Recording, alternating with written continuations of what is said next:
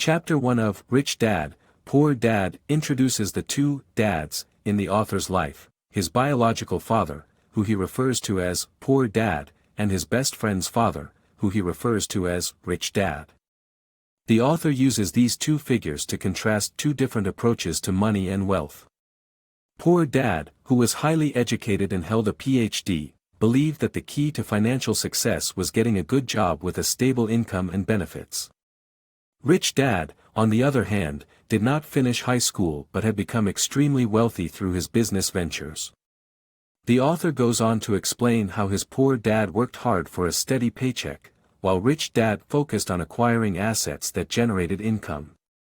He emphasizes that Rich Dad did not work for money, but instead, he made money work for him. The author highlights the importance of understanding the difference between working for money and making money work for you. The chapter also touches on the author's relationship with money and how his upbringing shaped his attitude towards wealth.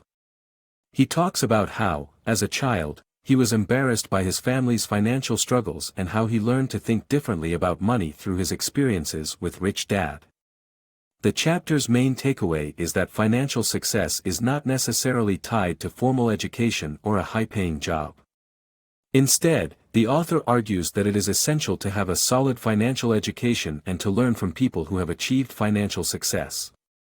By challenging conventional wisdom and encouraging readers to think differently about money, the author sets the stage for the rest of the book's lessons on building wealth and achieving financial independence.